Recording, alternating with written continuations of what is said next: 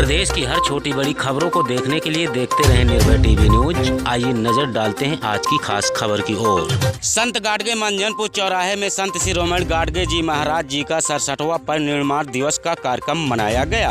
कार्यक्रम के दौरान वृद्धाश्रम एवं जिला हॉस्पिटल में सैकड़ों लोगों को कंबल एवं फल का किया गया वितरण। इस मौके पर समाज के सैकड़ों लोग रहे उपस्थित।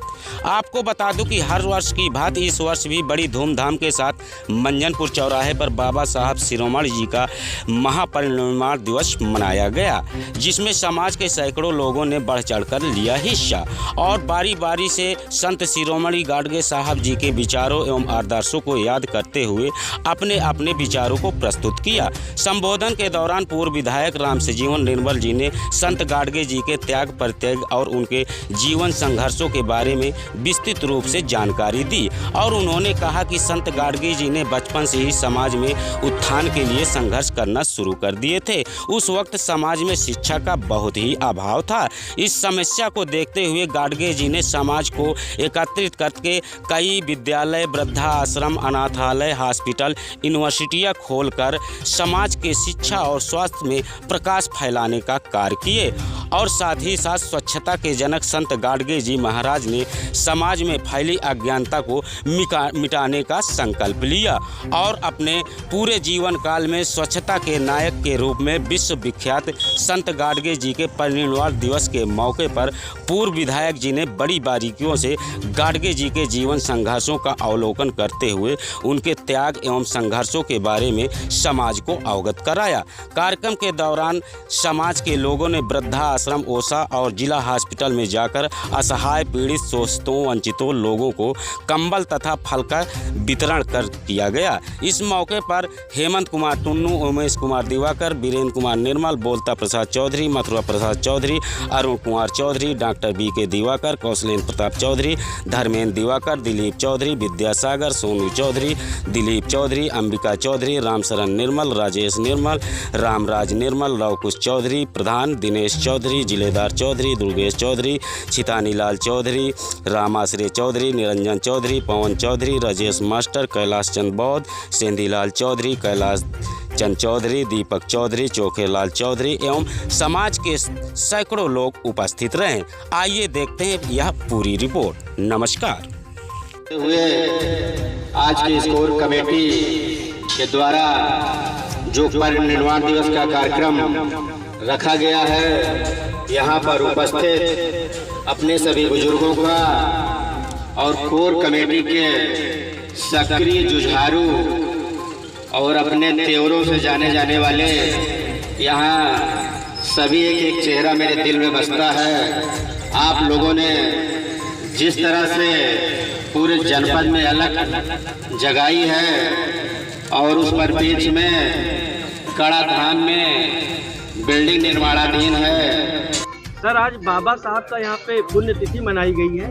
क्या है सर आप लोग का पूरा ये पुण्यतिथि मनाने का पूरा आपका इतिहास सर?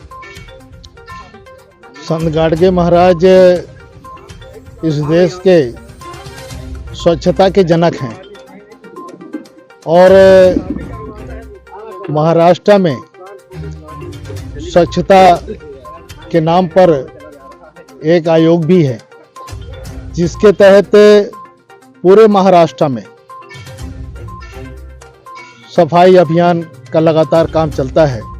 वह संदेश पूरे देश में हमारे समाज के लोग फैला रहे हैं और लगातार अपने महापुरुष को सम्मान देने की बात कर रहे हैं। संत गाडगे जी महाराज हमारे दलित समाज में पैदा हुए और यह संदेश हम लोग सब लोग लगातार पूरे देश और प्रदेश में फैला रहे हैं। सर, इतिहास बता रहा है कि हमारे संत गाडगे जी सही से लिखे पढ़े नहीं थे, लेकिन फिर भी समाज के इतने बड़े पावदान पे यहाँ पे समाज को आगे बढ़ाया है। सर, कैसे इन्होंने बढ़ाया सर? थोड़ा सा हमको इतिहास इनके बारे में बताने की कोशिश करें। संत गाडगे जी महाराज के समय में, उस जमाने में जमींदारी प्रथा हुआ करती थी और जमींदारी प्रथा के तहत गरीबों का शोषण होता था। जमींदार लोग कर्ज दे देते थे और अपने रजिस्टर में कर्ज खत्म नहीं करते थे।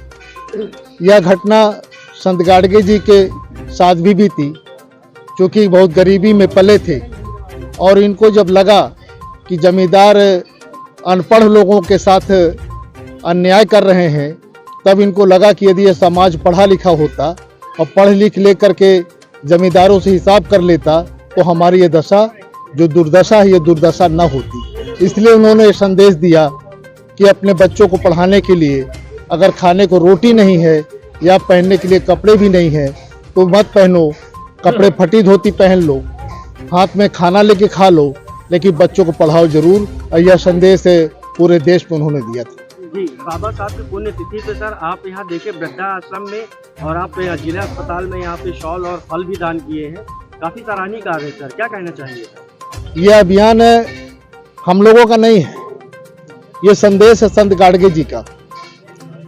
गरीबों को भोजन दो, दवाई का पैसा दो, भोजन को रोटी दो, यह संदेश संत गाडगे जी का है। निर्वस्त्र को वस्त्र दो, ये संत गाडगे जी का संदेश है और उस संदेश को हम लोग लेकर के आगे बढ़ रहे हैं। जी, ये संत गाडगे जी सर्व समाज के लिए जो उत्थान का कार्य किए, तो क्या रीजन रहा कि सर ये धोबी समाज में ही सीमित रह गए और इनका प्रचार प्रसार नहीं हो पाया, क्या रीजन है? संत गाडगे जी ने जो संदेश दिया है वो सर्व समाज के लिए दिया जी। और संत गाडगे जी की पहचान नहीं हो पाई थी, इसके लिए करीब 20 साल पहले मैंने जाना था अपने महापुरुष को, और जब मैंने जाना कि हमारे समाज के महापुरुष ने इतना कल्याणकारी काम किया है, जगह जगह धर्मशाला बनवाया है, जगह जगह अस्पताल बनवाया है, जगह जगह कुआं खुदवाए हैं, पानी की व्यवस्था करवाया है, वह संदेश को लेकर के 20 साल पहले मैंने संत गाडगे जी की फोटो लगा के पूरे प्रदेश में घूमा था और अपने समाज को ये संदेश दिया था कि अपने समाज के महापुरुष को पहचानो और इनके कार्य को जानो। और वह संदेश आज पूरे देश और प्रदेश में फैला है और हर जगह आज पूरे प्रदेश में, पूरे देश में हमारे महापुरुष को सम्मान मिल रहा है और लगातार उनके परिनिर्वाण दिवस मनाए जा रहे हैं। एकजुटता, शिक्षा, संघर्ष और साहस ये देने का उद्देश्य है। पहला काम तो शिक्षा, सफाई और एकता।